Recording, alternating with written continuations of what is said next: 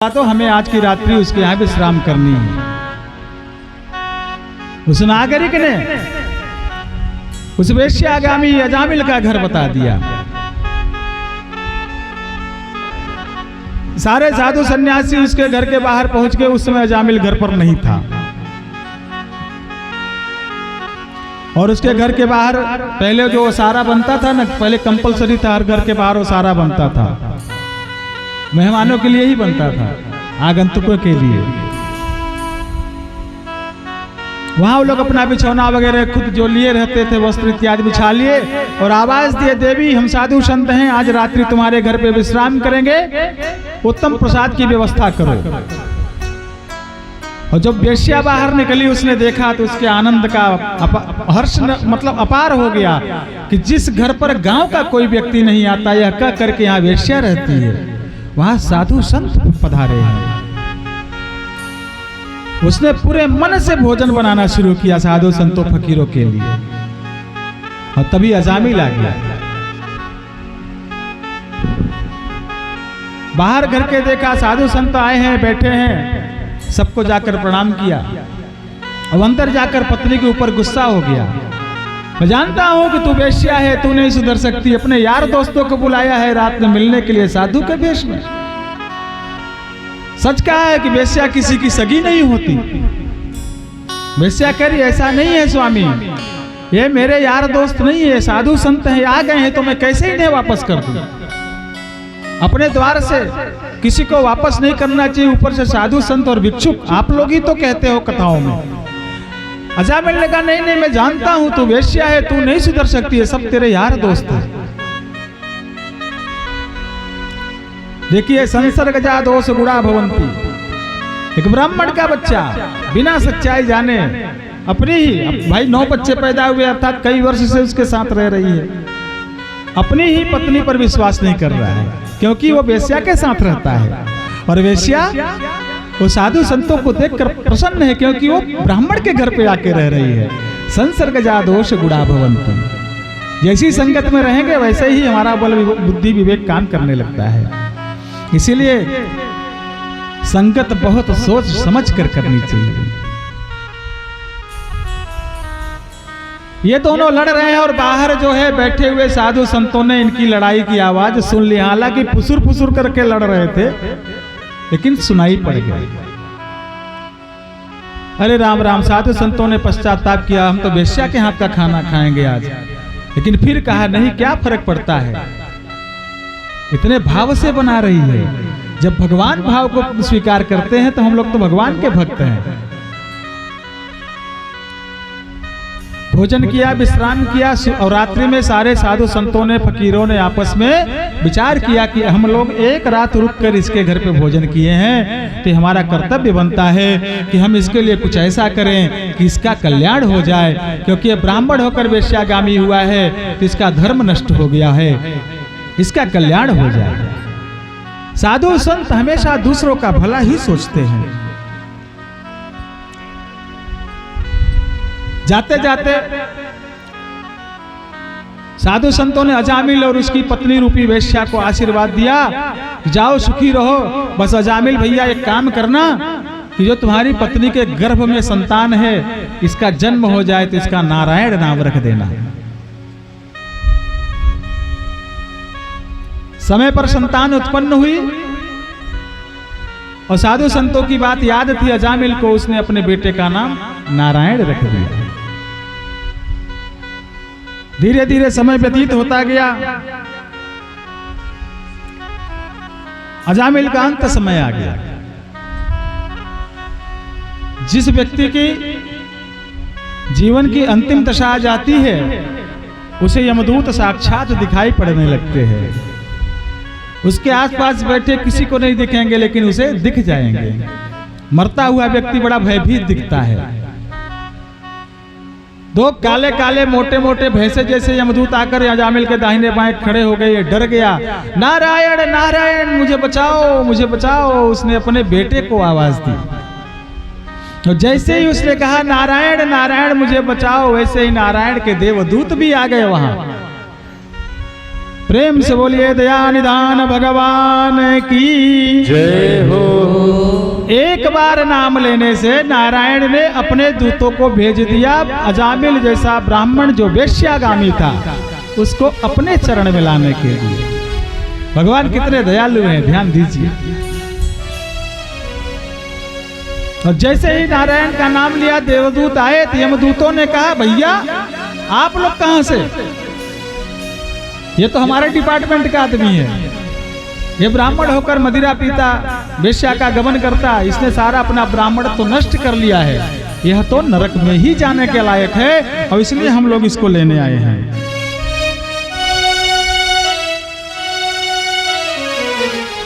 देवदूतों ने कहा, नहीं, इसने अंतिम समय में हमारे स्वामी का नाम लिया है, इसने हमारे स्वामी का नाम लिया है, और जो हमारे स्वामी का नाम अंत समय में लेता है वो हमारे स्वामी के यहाँ चला जाता है, उसके सारे पाप ताप शाप नष्ट हो जाते हैं। क्योंकि तुलसी बाबा भी कहते हैं, जन्म जन्म मुनि जतन कराही,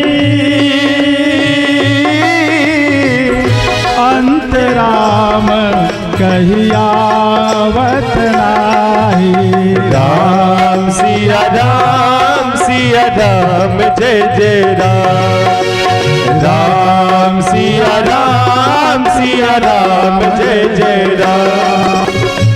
भाय को भाय अनक आलस नाम जपत मंगल दिस दसहु।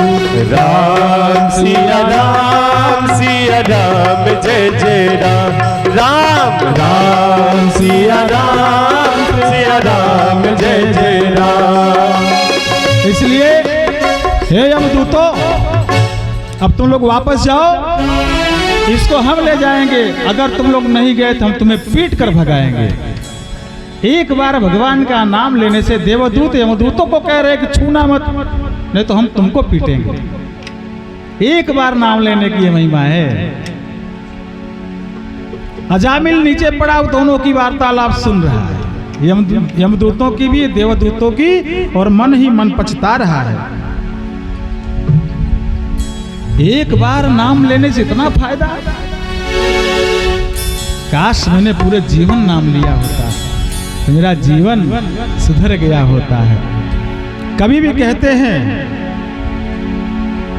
जीव जीवन जगत में मिला है तुझे, जीव जीवन जगत में मिला है तुझे, भावना तू लगा ले प्रभु के लिए, भावना तो लगा ले प्रभु के लिए।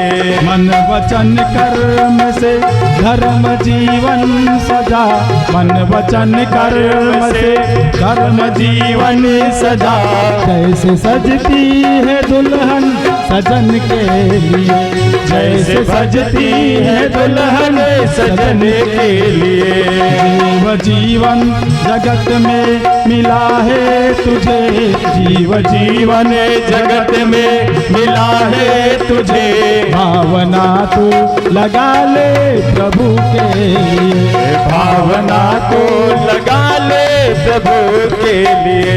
देवता भी तरसते हैं नर देह को, देवता भी तरसते हैं नर देह को, यज्ञ तप ज्ञान से अपना जीवन सजा, यज्ञ तप ज्ञान से अपना जीवन सजा। मत गवा भोग के रोग में ये सुधा, मत गवा सोच में रोग में ये सजा। मत कमा पाप झूठे जगत के लिए, मत कमा पाप झूठे जगत के लिए। क्या करना है? काम खोटे न कर प्राणी संसार में, काम खोटे न कर प्राणी संसार में। नाव डूबेगी अब बीच मझधार में, नाव डूबेगी अपनी मझधार में। क्या दिखाएगा मुख प्रभु के दरबार में, क्या दिखाएगा मुख प्रभु के दरबार में। शर्म सबको दी तूने जगत के लिए, शर्म सबको दी तूने जगत के लिए। शास्त्र संगत शास्त्र संतों की संगत में रह रात दिन, शास्त्र संतों की संगत में रहना रात दिन। मन प्रभु से लगा इस भंवर जाल में, मन प्रभु से लगा इस भंवर जाल में। मन की मौजों में गोता न ऐसे लगा, मन की मौजों में गोता न ऐसे लगा। कोई पैदा न होगा रुदन के लिए, कोई पैदा न होगा रुदन के लिए। जीव जीवन जगत में मिला है तुझे, जीव जीवन जगत में मिला है तुझे। भावना तू लगा ले प्रभु के लिए, भावना तू बना ले प्रभु के लिए। ऐसा अजामिल विचार कर रहे हैं कि अगर मैंने पूरे जीवन भगवान का नाम लिया होता। क्या बात है।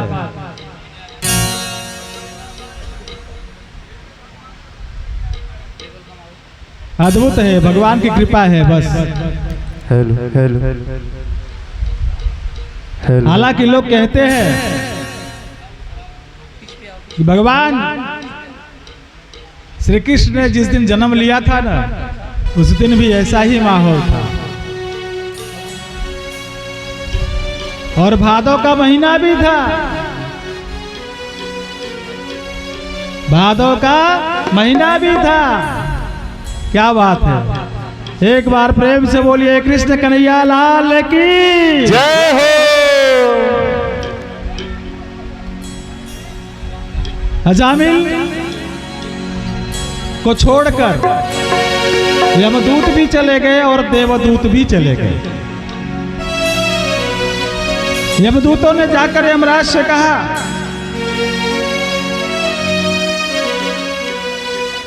स्वामी, ब्राह्मण कुल में उत्पन्न मदिरा और वेश्या का गमन करने वाले, वेश्या के साथ जीवन जीने वाले, वेश्या के साथ कई संतान उत्पन्न करने वाले ब्राह्मण रूपी देह में रह रहे जीव को लेने हम गए थे। और हमारे पास इस बात का पूरा प्रमाण है कि वो अपने बेटे को बुला रहा था, लेकिन न जाने कहां वहां से नारायण के दूत आ धमके और उन लोगों ने हमें डांट टपट के भगा दिया।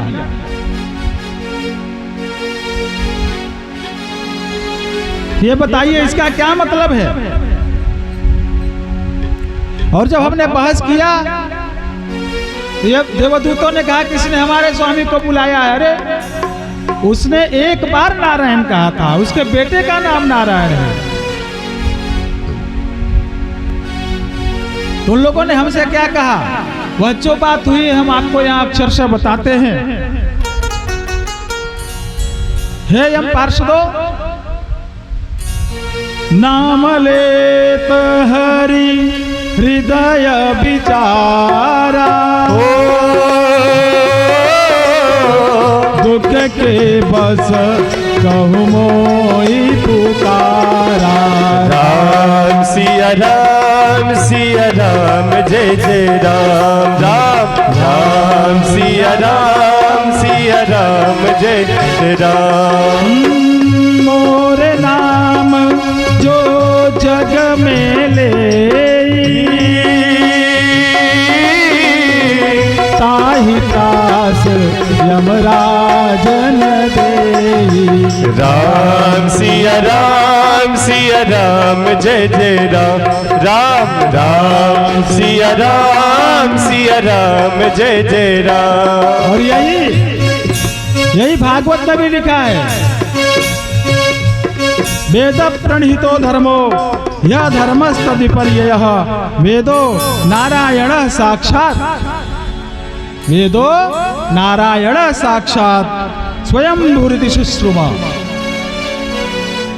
नारायण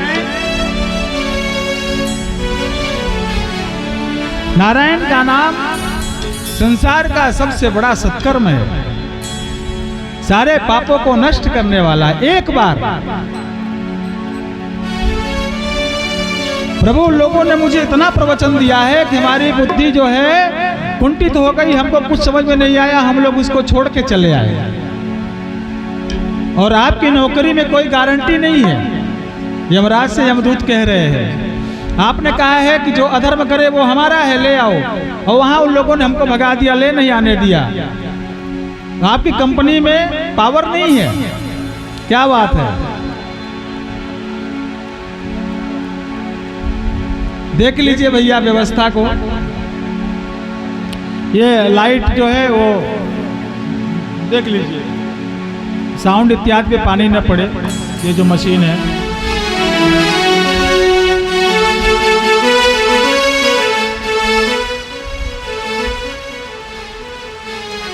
जब इस प्रकार से यमदूतों ने यमराज से कहा, यमराज ने क्या कहा? स्वयंभुर्नारदः शंभु कुमारः कपिलो मनुः प्रहलादो जनको भीष्मो बलिर्वैयासकिर्वयम् द्वादशैते विजानीमो धर्मं भागवतं भटाः गुह्यं विशुद्धं दुर्बोधं यम ज्ञात्वामृतमश्नुते।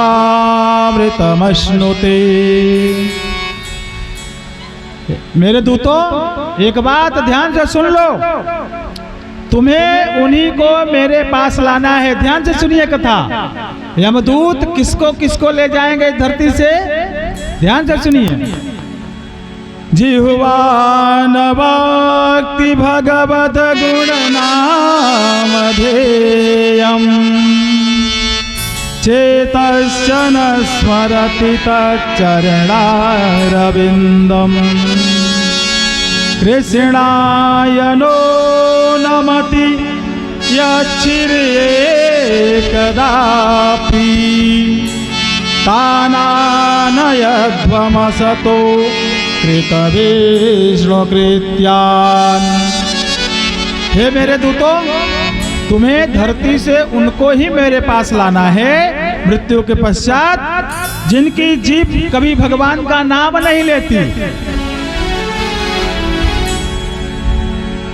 जिनका चित्त कभी भगवान के चरणों में नहीं लगता, उन्हें ही पकड़ कर ले आना मेरे पास। जिनका सिर भगवान के सामने नहीं झुकता, उनको ही पकड़ के ले आना मेरे पास।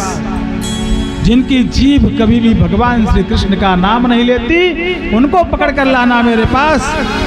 जो कभी पूजन नहीं करता, जो कभी ब्राह्मणों का सम्मान नहीं करता, जो अपने माता पिता की पूजा नहीं करता व्यवहार से, उनको पकड़ कर लाना मेरे पास। समझ लीजिए, अगर यमराज के पास नहीं जाना है तो सुन लीजिए, इसमें से कुछ करते हैं तो हम सभी जो लोग सुन रहे हैं उसको बंद कर दीजिए कि काले कलूटे के साथ जाने से क्या फायदा। चलना है तो श्याम मोहन की नगरिया चलना है ना। और ऐसा कहते हैं यमराज की बांध कर पीट पीट कर लाना, मतलब वहीं से दंड देते हुए ले आना। और किसको नहीं लाना? यमदूतों से भगवान कह रहे हैं कि किसको नहीं लाना।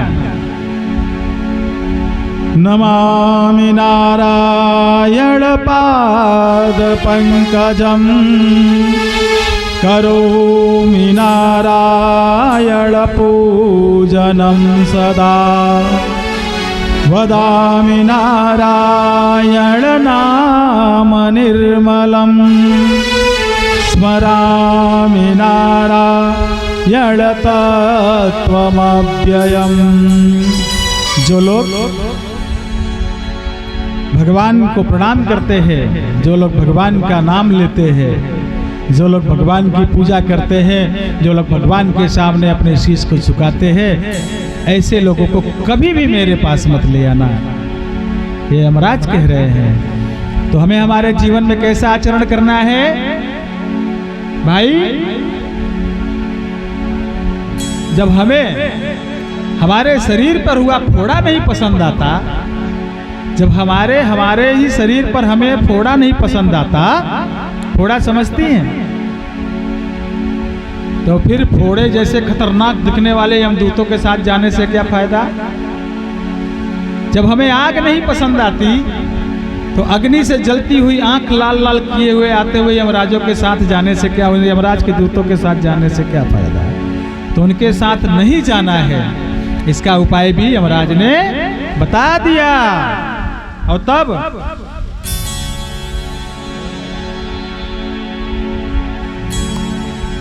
उसी को आइए हमारे संगीताचार्य जी कह रहे हैं कि महाराज एक भजन के माध्यम से इस कथानक को आगे बढ़ाते हैं। मरते समय यदि ध्यान से सुनिएगा, हरि नाम निकले, मरते समय यदि हरि नाम निकले, तो समझो कि भव से तरण मिल गया है। मरते समय यदि हरि नाम निकले, तो समझो कि भव से तरण मिल गया है। अजामिल से पापी को, अजामिल से पापी को अंतिम समय में प्रभु के चरण में शरण मिल गया है। अजामिल से पापी को अंतिम समय में प्रभु के चरण में शरण मिल गया है। मरते समय यदि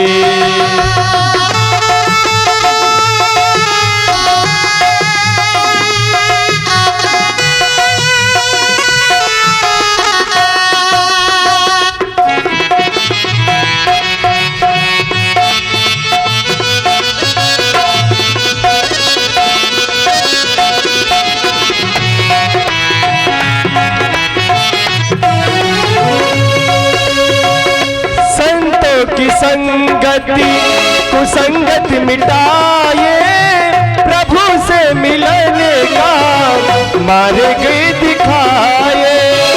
संतों की संगति कुसंगत मिटाए, प्रभु से मिलने का मार्ग दिखाए। जिसने किया साधु संतों की संगति, जिसने किया साधु संतों की संगति, सुंदर उसे आचरण मिल गया है। मरते समय यदि हरि नाम निकले, मरते समय यदि हरि नाम निकले, तो समझो कि भव से तरण मिल गया है। मरते समय यदि हरि नाम निकले, तो समझो कि भव से तरण मिल गया है। क्या करना है? और मरते समय हरि नाम तभी निकलेगा जब हम उसका स्वभाव बना लेंगे। कैसे?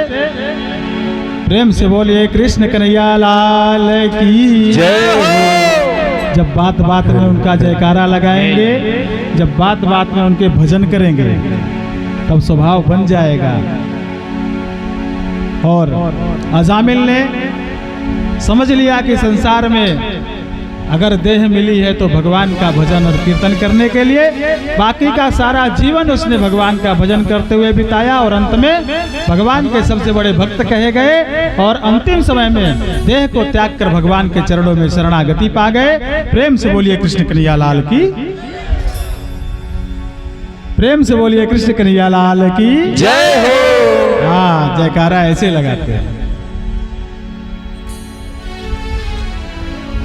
परीक्षित जी ने कहा सुखदेव जी महाराज से,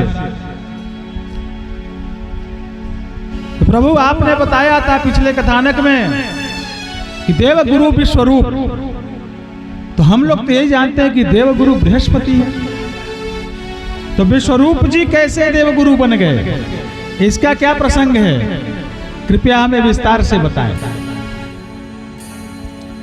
कस्य हेतो परित्यक्त्या आचर्येणात्मना सुराः, आखिर ऐसा क्या कारण हुआ कि देवताओं ने बृहस्पति को त्याग कर विश्वरूप को अपना गुरु बनाया। सुखदेव जी महाराज ने कहा देवताओं ने बृहस्पति को नहीं त्यागा था, बृहस्पति ने देवताओं का त्याग कर दिया था। एक बार देवगुरु बृहस्पति इंद्र की सभा में गए, उसमें इंद्र की सभा में नर्तकियों का नृत्य चल रहा था।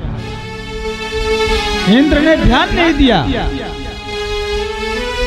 जबकि शास्त्र कहते हैं कि गुरु को आते देख आसन छोड़कर उठ जाना चाहिए और गुरु को बैठाना चाहिए, गुरु को प्रणाम करना चाहिए, गुरु के बराबर नहीं बैठना चाहिए, गुरु के ऊपर नहीं बैठना चाहिए। और देवराज इंद्र को हार हो गया और वो नृत्य के मद में चूर थे, उन्होंने अपने गुरु की तरफ देखा ही नहीं। इससे देवगुरु बृहस्पति नाराज हो गए, वो तुरंत स्वर्ग का परित्याग करने चले गए। कि शास्त्र कहते हैं कि जिस जहां पर पुत्र और शिष्य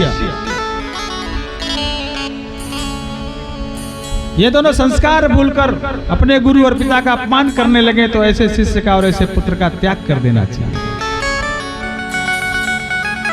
बृहस्पति ने देवताओं का परित्याग कर दिया, और जैसे ही दैत्यों को पता चला कि देवता बिना गुरु के हैं, उन लोगों ने स्वर्ग पर चढ़ाई कर दी और चढ़ाई करके सारे देवताओं को मार मार कर भगा दिया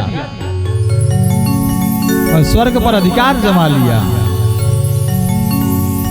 सारे देवता बृहस्पति को ढूंढते ढूंढते थक गए, क्योंकि गुरु ही मार्ग बताता है, गुरु होता ही है संकट के समय मार्ग बताने के लिए।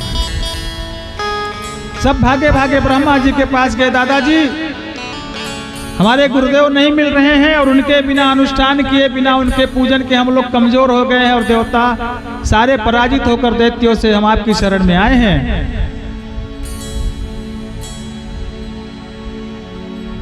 ब्रह्मा जी ने ध्यान लगाया, उन्होंने बताया कि सभा में गुरुदेव आए थे तो तुम लोगों ने उनकी अवहेलना की, उनका स्वागत सम्मान नहीं किया, इसलिए बृहस्पति चले गए हैं और वो उनको कोई ला नहीं सकता। गुरु अरे कबीरा हरि के रूठते और गुरु के शरणे जाए, हरि कबीरा हरि के रूठते गुरु के शरणे जाए, और कह कबीर गुरु रूठते फिर हरि नहीं होत सहाय। तो तुम लोग ऐसा करो कि विश्व रूप को अपना गुरु बना लो और उनसे यज्ञ इत्यादि हवन इत्यादि करवाकर बल प्राप्त करो, और देवताओं हो सकता है कि तब तुम अपने अधिकारों को भी प्राप्त कर सको।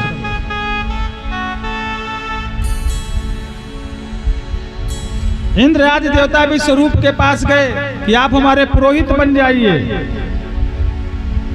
और हमारा पूजन इत्यादि करवाने का संकल्प लीजिए। तो विश्वरूप क्या कहते हैं? तो विश्वरूप क्या कहते हैं?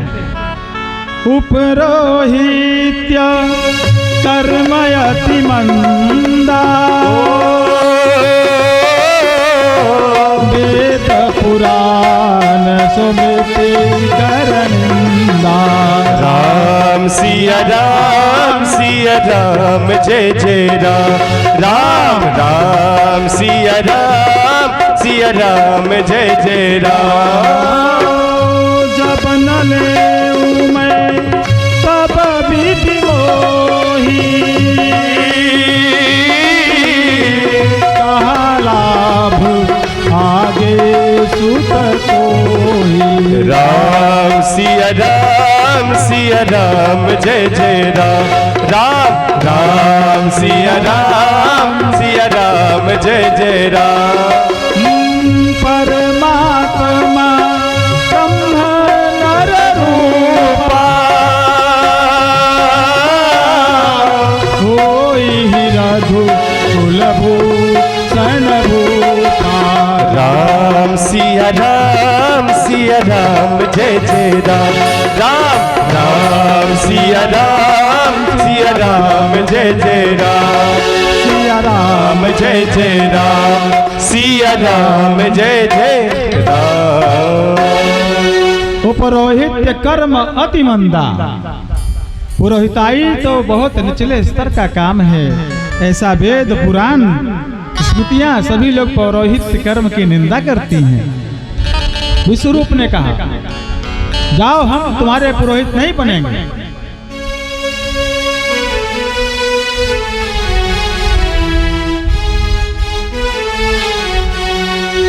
सारे देवता उनके चरणों में लेट गए कि आप देवताओं के पुरोहित बनेंगे।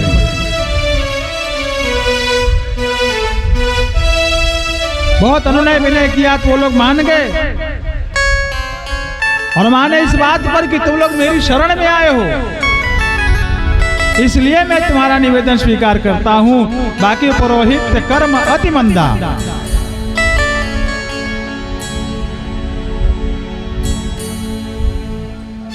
अरे इंद्रदेव शांत हो जाओ, अब तुम्हें गुरु मिलने जा रहे हैं, उत्पात मचाना बंद करो।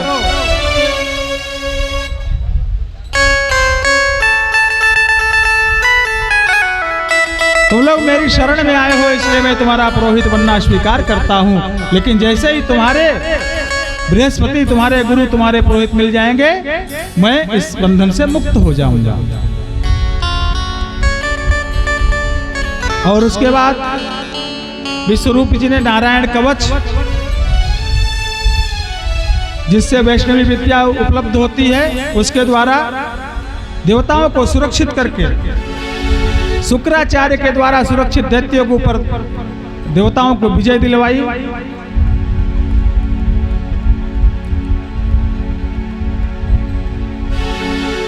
नारायण कवच क्या है? यह श्रीमद् भागवत पुराण के 6ठे स्कंद के 8वें अध्याय में है। 6ठवें स्कंद का 8वां अध्याय।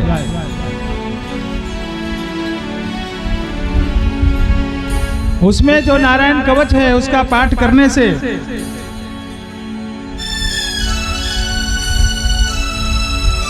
भागवत कहती है कि फिर उस व्यक्ति को कोई पराजित नहीं कर सकता। 9 के 9 ग्रह भी उसके खराब हो तो भी ग्रह शांत हो जाते हैं, जो नारायण कवच को धारण करता है।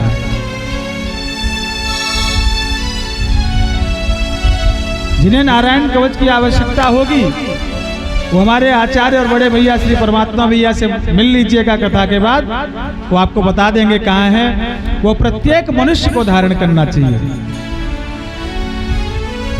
यहाँ तक कहते हैं गुरु लोग के नारायण कवच के एक श्लोक का यदि हम ब्रह्म सूत्र, अर्थात जिसे ताबीज कहते हैं उर्दू में, अगर शरीर पर धारण कर लें तो डाकिनी, शाकिनी, पिशाचिनी, क्रूर ग्रहों की दृष्टि कभी हमारे ऊपर नहीं पड़ेगी। यह शक्ति है नारायण कवच में। नारायण कवच की शक्ति से ही महर्षि दधीच की हड्डियां वज्र से भी भयानक मजबूत हो गई थी। वह नारायण कवच का ही पाठ करते थे।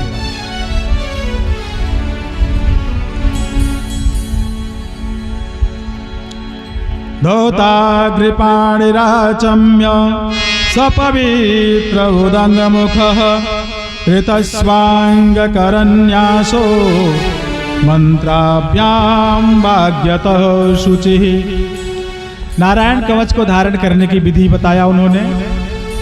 ओम विष्णवे नमः, इस मंत्र के ओंकार को हृदय में वी, मस्तक में श और भौहों में, और अण को शिखा में, और वे को नेत्रों और न को संधियों में स्थापित करें। ओम विष्णवे नमः। अंगन्यास करन्यास होता है ना, अंगुष्ठाभ्याम नमः, तर्जनीभ्याम नमः, मध्यमाभ्याम नमः, अनामिकाभ्याम नमः, कनिष्ठिकाभ्याम नमः। उसी प्रकार का न्यास करें। और मंत्र के रूप में यह एक अस्त्र है, इस कलिकाल में भी अस्त्र है। हमने बहुत लोगों को धारण करवाया है, और जिन जिन लोगों ने धारण किया है उन पर भगवान की कृपा पड़ी है और सभी सुखी हैं। यह नारायण कवच की महिमा है। इस नारायण कवच से बलशाली होकर दैत्यों पर देवताओं ने विजय प्राप्त की।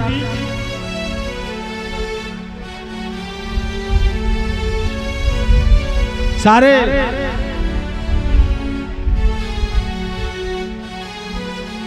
दैत्य जो है शुक्राचार्य के पास गए, उनसे अपनी पराजय का कारण पराजय के बारे में बताया। तो शुक्राचार्य और देवगुरु बृहस्पति ये दोनों ही महान तपस्वी, महान सिद्ध पुरुष हैं, लेकिन एक दैत्यों के गुरु हैं, एक देवताओं के, और दैत्य और देवता एक ही पिता की संतान हैं।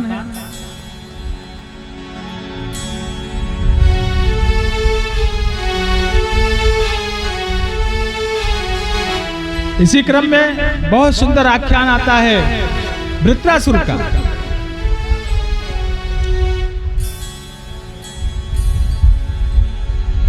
दैत्यों ने एक यज्ञ का आयोजन किया और उस यज्ञ में देवताओं ने एक यज्ञ का आयोजन किया और उसमें भी स्वरूप चूंकि पुरोहित थे तो मुख्य आचार्य वही थे और विश्वरूप के 3 मुख थे। यज्ञ करने बैठे 2 मुख से देवताओं के लिए आहुति डालते और तीसरे मुख से धीरे से दैत्यों के लिए भी आहुति डालते। चूंकि उनकी माता रचना वो भी दैत्य की पुत्री थी। इंद्र ने सुन लिया कि हमारा पुरोहित तो हमारे साथ भेदभाव कर रहा है, सामग्री हमारा, खर्चा हमारा और मंगल किसी और का सोच रहा है। इंद्र को क्रोध आ गया। अब इंद्र ने क्रोध में अपने तलवार से प्रहार करके विश्वरूप के 3 सिरों को काट दिया।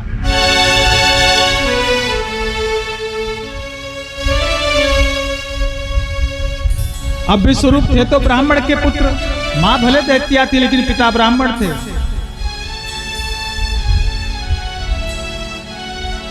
इंद्र के पीछे ब्रह्म हत्या लग गई।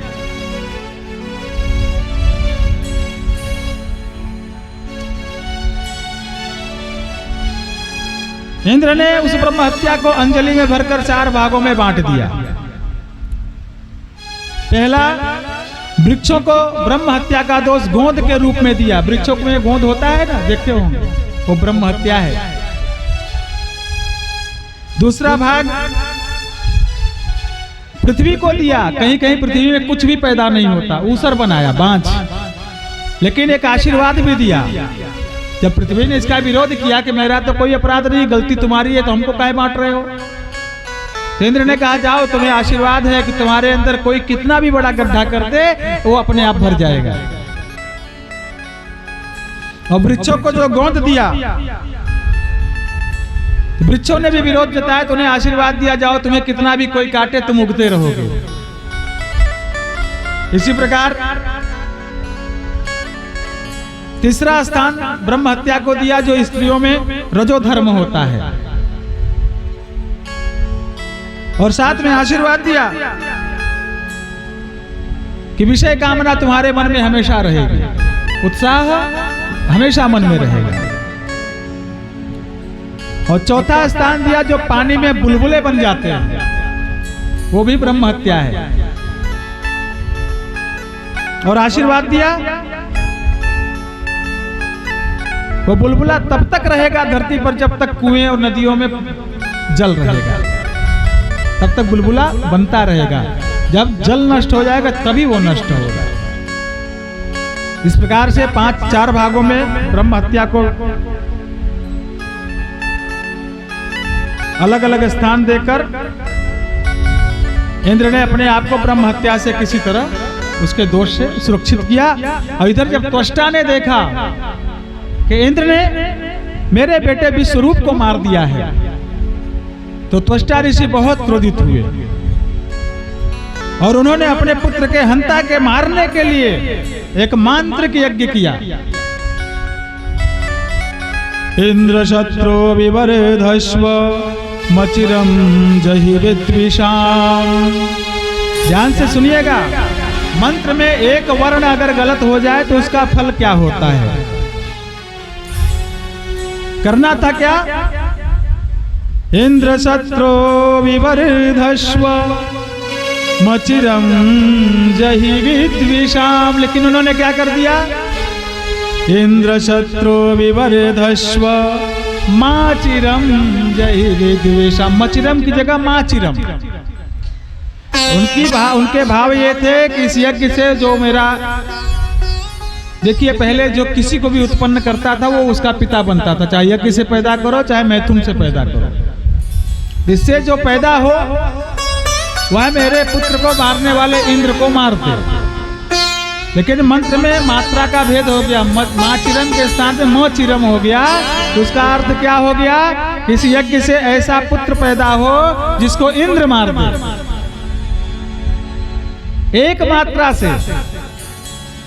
गुरुजी ने एक बार हमको बताया था कि हमारे एक जजमान थे, बहुत कृपण थे। कृपण माने कंजूस। उनकी पत्नी बहुत बीमार रहती थी। आए मेरे पास कुंडली दिखाने, मैंने कुंडली देखा तो मैंने कहा उनकी आयु शेष है, तो एक अनुष्ठान करवा दो, ठीक हो जाएंगे।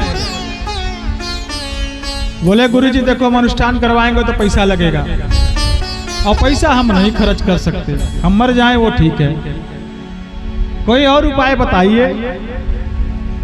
तो गुरुजी, हमारे गुरुजी थे, वो हमको बताए थे। बोले हमने कहा ऐसा है कि ये मंत्र है, जाओ इसी को जप करो, तुम्हारी पत्नी स्वस्थ हो जाएगी।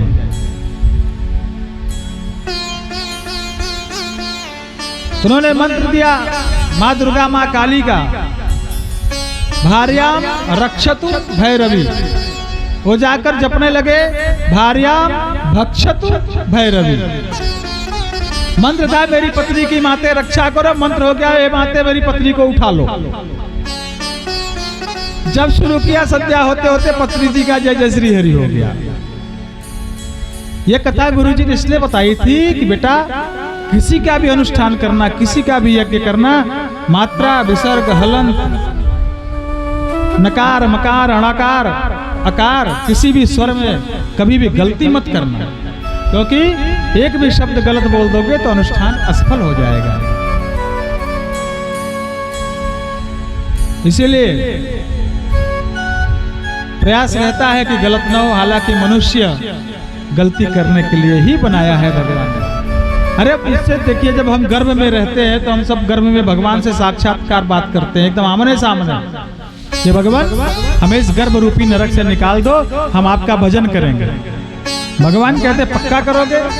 हम लोग एकदम कान पकड़ के उनको वचन देते हैं पक्का करेंगे, और कुछ नहीं करोगे? नहीं भगवान और कुछ नहीं करेंगे। लेकिन जन्म लेने के बाद क्या करते हैं? नौकरी करते हैं, पढ़ते हैं, खेती करते हैं, धंधा करते हैं, शादी करते हैं, बच्चे पैदा करते हैं, उनकी शादी करते हैं, जो वचन दिया है वो भूल जाते हैं। अर्थात कहने का मतलब यह है कि एक छोटी सी गलती क्या कर सकती है। मंत्रों में उच्चारण की, उस यज्ञ से एक बहुत भीषण बलशाली असुर पैदा हुआ। त्वष्टा जी के यज्ञ के हवन कुंड में से एक बहुत विशालकाय, और उसने खड़े होकर हाथ जोड़कर पूछा मेरे लिए क्या आदेश है पिताश्री? त्वष्टा ने कहा जिस उद्देश्य से तुम्हारा हमने आवाहन किया है, जाओ उस उद्देश्य को पूरा करो। तलवार लेकर हाथ में निकला, देवताओं पर आक्रमण कर दिया। देवताओं में अफरी तफरी मच गई, सारे देवता भाग गए, इतना बलवान था वो।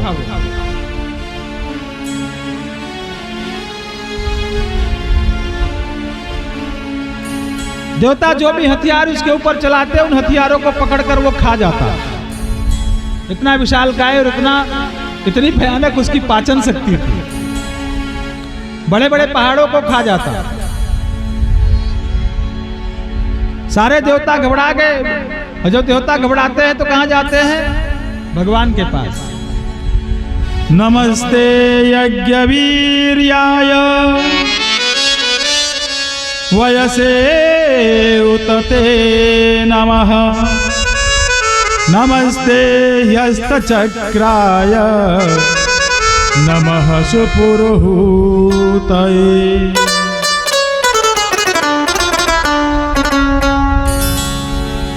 बड़े प्रेम से भगवान की स्तुति की।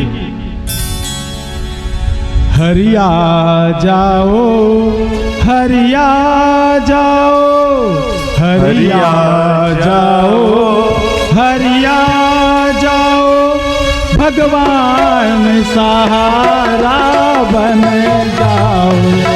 हरिया जाओ, हरिया जाओ, भगवान सहारा जाओ। हरिया जाओ, हरिया जाओ, भगवान सहारा बन जाओ। हरिया जाओ, हरिया जाओ, भगवान सहारा बन जाओ। भगवान नहीं आए, फिर चापलूसी शुरू की, भगवान के रूप का गुणगान। जब कोई आपकी प्रशंसा करता है तो अच्छा लगने लगता है। अधरम मधुरम वदनम मधुरम मधुराधिपते अखिलम मधुरम। अधरम मधुरम वदनम मधुरम मधुराधिपते अखिलम मधुरम। अधरम मधुरम वदनम मधुरम मधुराधिपते अखिलम मधुरम। अधरम मधुरम वदनम मधुरम मधुराधिपते अखिलम मधुरम। हृदयम मधुरम गमनम मधुरम। हृदयम मधुरम गमनम मधुरम। मधुराधिपते अखिलम मधुरम। ओ मधुराधिपते अखिलम मधुरम। वचनम मधुरम चरितम मधुरम।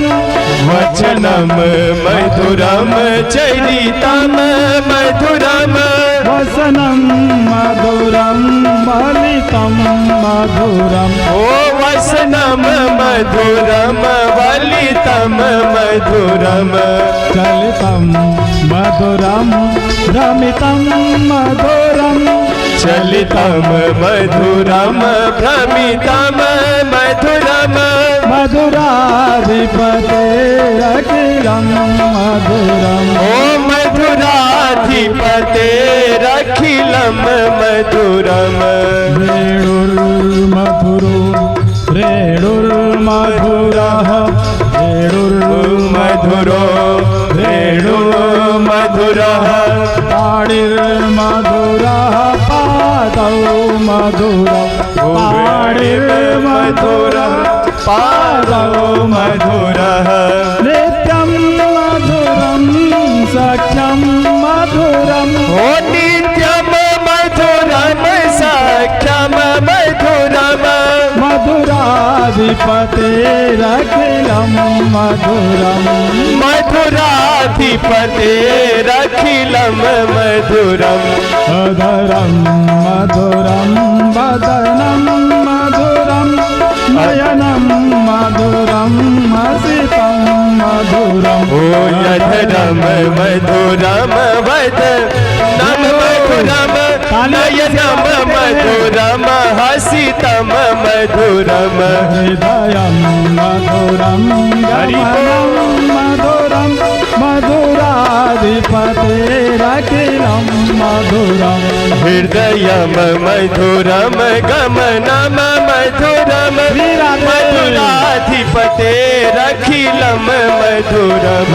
वचनं मधुरं चरितं मधुरं वसनं मधुरं बलितं मधुरं। वचनं मधुरं चरितं मधुरं वसनं मधुरं बलितं मधुरम्। चलितं मधुरं भ्रमितं मधुरं मधुराधिपतेरखिलं मधुरम्। ओ चलितं मधुरं भ्रमितं मधुरं मधुराधिपतेरखिलं मधुरम्। रेणुर्मधुरो रेणुर्मधुरा पाणिर्मधुरः पादौ मधुरौ। ओ वेणुं मधुरो रेणु मधुरा मधुरम पादम मधुरम नित्यं मधुरं सख्यं मधुरं मधुराधिपतेरखिलं मधुरम् ओ नित्यम मधुरम सख्यम मधुरम मधुराधिपतेरखिलं मधुरम अधरं मधुरं वदनं मधुरं नयनं मधुरं हसितं मधुरम् ओ यधरम मधुरम वदनम मधुरम मधुराधिपतेरखिलं मधुरम् ओ यधुराधिपतेरखिलं मधुरम मधुराधिपतेरखिलं मधुरम। प्रेम से बोलिए कृष्ण कन्हैया लाल की जय हो। हे प्रभु आपके अधर सुंदर है। अधर माने लिप्स। आपका वदन, आपका शरीर, आपके नेत्र, आपका चलना, आपका घूम कर देखना, आपका हंसना, सब कुछ बहुत सुंदर है। और मक्खन पालिश से तो कोई भी प्रसन्न हो जाता है। भगवान भी आ गए। भगवान आप भाव से कुछ भी करो, उनको मक्खन पालिश है। भगवान हमारा ही कमवा कही तो ही चढ़ाऊ तो कर देंगे। बहुत दयालु है भगवान, इतने दयालु हैं जिसकी कोई सीमा नहीं है।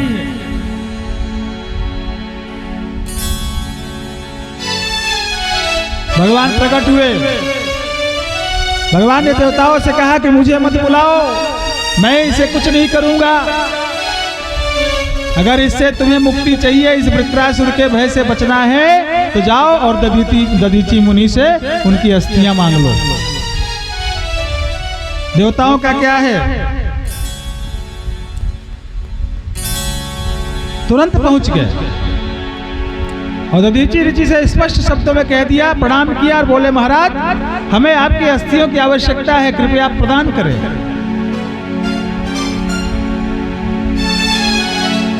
दधीची ऋषि जो है मुस्कुराए, बोले तुम लोग इतने स्वार्थी हो कि तुम लोग मेरी अस्थियां मांग रहे हो, अर्थात मैं पहले मृत्यु का वरण करूं तभी तो मेरी अस्थियां निकलेंगी। तुम लोग अपने स्वार्थ के लिए मेरे प्राणों की आहुति देना चाहते हो, इतने स्वार्थी हो। लेकिन कोई बात नहीं है, पराये काम जो आता उसे इंसान कहते हैं। पराये काम जो आता उसे इंसान कहते हैं, सताता जो गरीबों को उसे हैवान कहते हैं। तुम लोग मेरे पास सहायता के लिए आए हो, इसलिए काम करो, मेरे शरीर पे खूब सुंदर सुंदर स्वादिष्ट खाद्य पदार्थ लगा दो और मेरे आसपास गायों को लाके रख दो। वो लोग स्वादिष्ट पदार्थों को चाट चाट कर खाएंगी और उसको इतना चाटेंगे कि मेरी ये जो शरीर में मज्जा है, मांस है, वो सबको चाटे जाएंगी। उसके बाद मेरा शरीर खत्म हो जाएगा, फिर तुम लोग जो हड्डियां यानी अस्थियां बचेंगी उन्हें ले लेना। साधु संत ऐसे ही होते हैं। परहित सरिस धर्म नहीं भाई। देवताओं ने तुरंत व्यवस्था करी, गायों को लगाया। गायों ने उस स्वादिष्ट पदार्थों को खाते खाते महर्षि जी के शरीर की चमड़ी मांस सब चाट गया। उन अस्थियों का सुंदर वज्र का निर्माण हुआ और वृत्रासुर पर इंद्र ने आक्रमण बोल दिया देवताओं को लेकर। वृत्रासुर बड़ा प्रसन्न हुआ, अरे वाह देवता भी बहादुर हो गए, अभी अभी तो मार खा के भागे थे, फिर से आ गए। मुझे तुम्हारे इस शौर्य और तुम्हारे इस पुरुषार्थ का मैं हृदय से स्वागत करता हूं और मैं तुम सबको धन्यवाद करता हूं कि तुम लोगों में साहस तो है। अभी तक तो संसार यही जानता था कि देवता डरपोक होते हैं। फिर से युद्ध छिड़ गया, काफी देर तक युद्ध चला। तब वृत्रासुर ने स्वयं कहा इंद्र से, अरे मूर्ख इंद्र, तू मेरी सेना को मारकर मुझ पर अपने वज्र से प्रहार क्यों नहीं करता? तू अपने वज्र से मुझ पर प्रहार कर ताकि मेरा राक्षस देह जो है यह छूट जाए और मैं भगवान को पा जाऊं।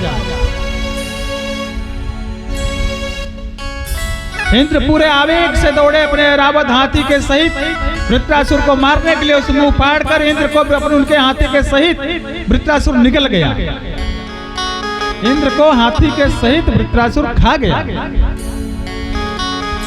लेकिन इंद्र जो है वृत्रासुर के पेट में मृत्यु को नहीं प्राप्त हुए, क्योंकि वो भी नारायण कवच से सुरक्षित थे। पूरे 1 वर्ष वृत्रासुर का पेट चीर कर बाहर निकलने में इंद्र को 1 वर्ष का समय लगा। विचार करिए कितना विशाल काय, कितना शक्तिशाली रहा होगा।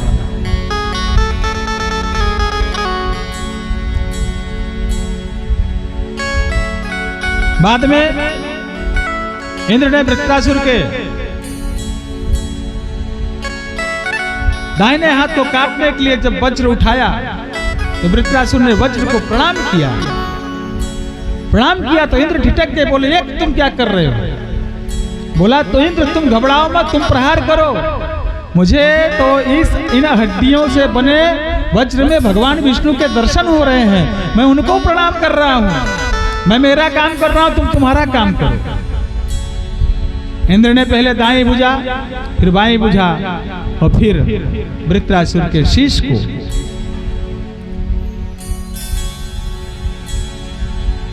वज्र के प्रहार से उसके देह से अलग किया।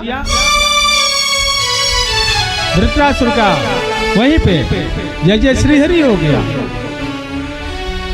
वृत्रासुर ने बहुत सुंदर स्तुति की है।